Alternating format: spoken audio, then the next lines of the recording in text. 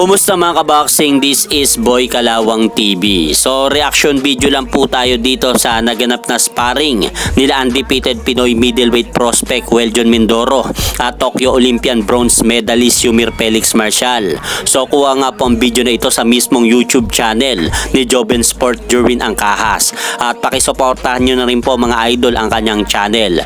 At courtesy na rin po ang video na ito sa Joben Sport Jerwin Angkahas. So makikita po natin dito mga idol sa unang round ng sparring nila Mindoro at Marcial.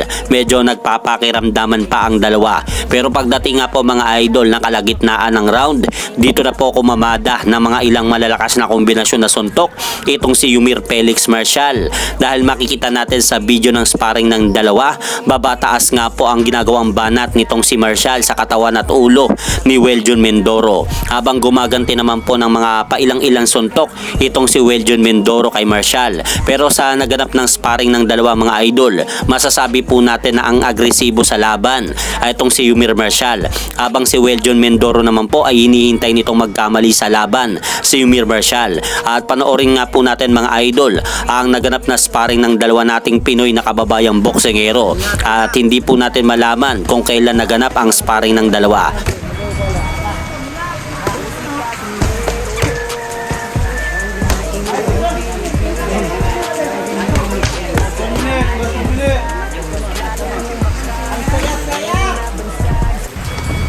Dagko kayong tao.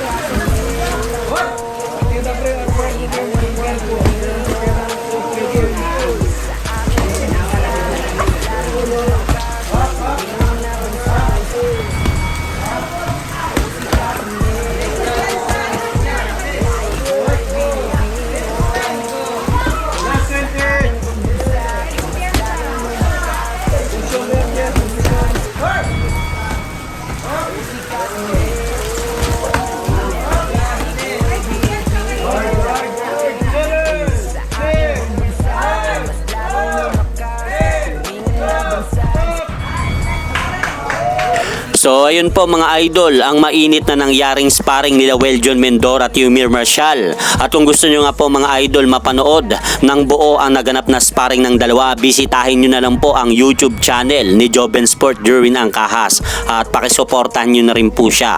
So hanggang dito na lang po muna ang aking update sa mga kaganapan sa mundo ng boxing. At syempre mga idol, huwag nyo rin pong kalimutan, pakisuportahan nyo naman po muna ang ating munting channel. Maraming salamat po.